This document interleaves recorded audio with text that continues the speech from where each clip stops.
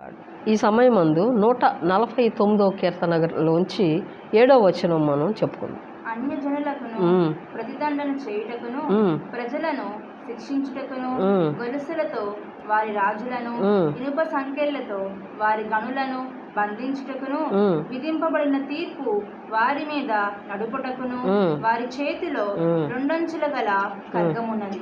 ఆయన భక్తులందరికీ ఘనత ఇదే. యెహోవాను స్తుతించుడి. ఆమేన్. చూడండి, ఈ కీర్తనాకారుడు ఎంత చక్కగా చెప్తున్నాడో చూడండి. పరిశుద్ధ గ్రంథంలో దేవుడు మనకిచ్చినటువంటి గొప్ప ఆయుధం దేవుని స్తోత్రం.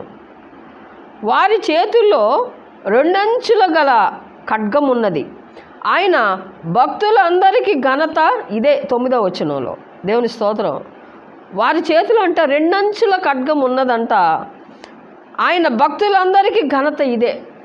స్తోత్రం. కాబట్టి ఈ రెండంచుల ఖడ్గం అంటే పరిశుద్ధ గ్రంథం. అంటే ఈ గ్రంథం దేవుడు మనకిచ్చాడు. భక్తులు ఎందరో ఎన్నో సంవత్సరాలు వాళ్ళు ప్రయాసపడి మన కోసం వాళ్ళు ఎంతో ప్రయాసపడి, నిజం చెప్పాలంటే ఎన్నో భాషల్లో తర్జుమా చేసి ఈ తెలుగులో దేవుడు మనకేం చేశాడంటే ఈ బైబిల్ను దేవుడు ఇచ్చాడు. ఇది రెండంచుల ఖడ్గం అంట. ఆయన భక్తులందరికీ ఘనత ఇదే. కాబట్టి ఈ పరిశుద్ధ గ్రంథాన్ని మనం దీన్ని ఏం చేయాలంటే ఎంతో భద్రపరచుకోవాలి. దేవుని స్తోత్రం. ప్రతి దినము ఏం చేయాలంటే చదవాలి. దేవుని స్తోత్రం. ఇప్పుడు బైబిల్ అంతా ఫోన్లో వచ్చేసింది. ఒక భక్తుడు ఏం చేశాడంటే పరిశుద్ధ ఆరాధనకి బైబిల్ లేకుండా ఫోన్ తెస్తున్నాడు.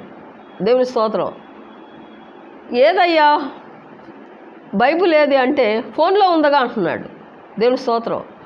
మన భక్తులు ఎందరో కష్టపడితే ఈ బైబిల్ మన దగ్గరకు వచ్చింది. ఆ ఫోన్లో ఎన్నో పిచ్చి అన్నీ ఉంటాయి. అది రెండంచెల ఖడ్గం ఎలాగవుతుంది? దేవుని స్తోత్రం. ఎందరో భక్తులు ఎంతో ప్రయాసపడి మనకిచ్చినటువంటి ఈ బైబిల్ని, దేవుని స్తోత్రం, ఈ రెండంచెల ఖడ్గం అంటే చెప్పేవారికి వినేవారిని కూడా ఖండిస్తుంది. స్తోత్రం. అటువంటి బలమైనటువంటి ఈ ఖడ్గాన్ని మనం ఆరాధనకు వచ్చినప్పుడు ఈ బైబిల్ని చక్కగా ఏం చేయాలంటే తీసుకురావాలి. ఎందుకనంటే ఈ బైబిల్ని చేత పట్టుకొని మనం వచ్చినట్టయితే, ఈ బైబిల్తో మనం వచ్చినట్టయితే మనం సువార్త చెప్పిన వారం అవుతాం. దేవుని స్తోత్రం. ఈ పరిశుద్ధ గ్రంథాన్ని ఇది రెండంచెల ఖడ్గం అంట. దేవుని స్తోత్రం. కొందరు ఈ పరిశుద్ధ గ్రంథాన్ని ఎక్కడికి వెళ్ళినా సరే తీసుకెళ్తారండి. కొందరు భక్తులు, దేవుని స్తోత్రం, అది ఎక్కడికి వెళ్ళినా పరిశుద్ధ గ్రంథాన్ని ఏం చేస్తారంటే మోస్తారు.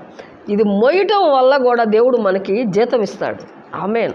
కాబట్టి ఈ పరిశుద్ధ గ్రంథాన్ని దేవుడు రెండంచెల వాడిగల ఖడ్గమని పరిశుద్ధ గ్రంథం చెప్తుంది.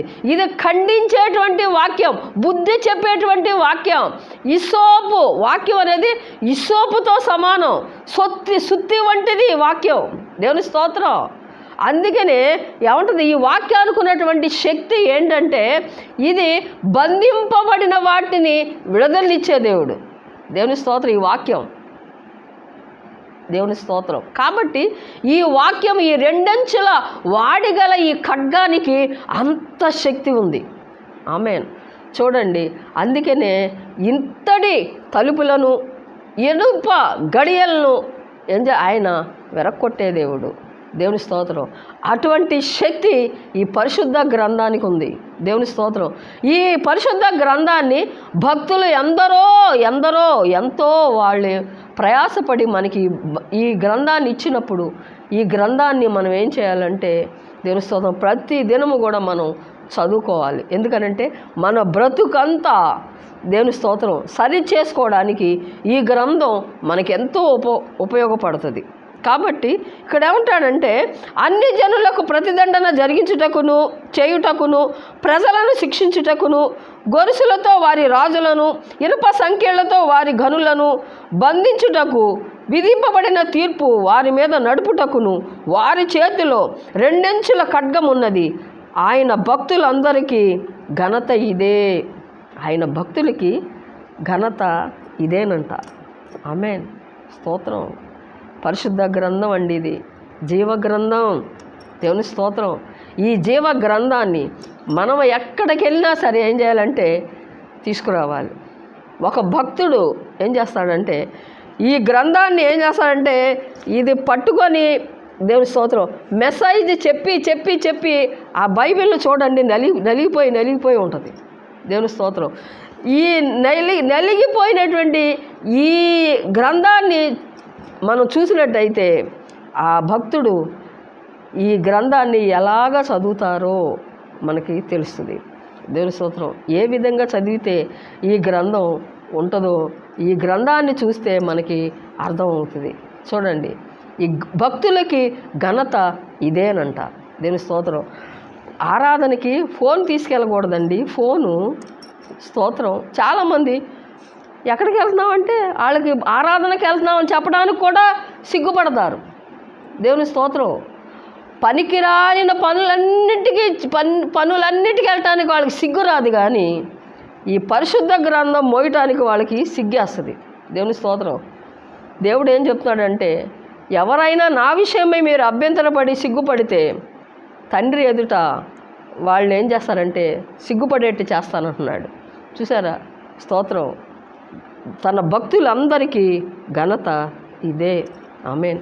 కాబట్టి తన భక్తులు వాక్యాన్ని ప్రేమించేవాళ్ళు, పరిశుద్ధ గ్రంథాన్ని ప్రేమించేవాళ్ళు, తండ్రిని ప్రేమించేవాళ్ళు, స్తోత్రం, తన భక్తులందరికీ ఘనత ఇదే.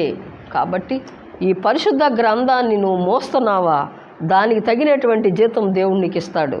కాబట్టి ఎక్కడికి వెళ్ళినా దేవుని స్తోత్రం, ఈ గ్రంథాన్ని మనం మోసిన వాళ్ళంగా ఉంటే దేవుడు దానికి తగినటువంటి బహుమతి దేవుడు మనకిస్తాడు. కాబట్టి ఈయనంట తన భక్తుల్ని ఏం చేస్తాడంటే తన భక్తులకు వారి చేతిలో 2 అంచుల ఖడ్గం ఉన్నది. ఆయన భక్తులందరికీ ఘనత ఇదే. ఆమేన్. 2 అంచుల ఖడ్గం. దేవుని స్తోత్రం. అటువంటి పరిశుద్ధ గ్రంథాన్ని దేవుడు మనకిచ్చాడు.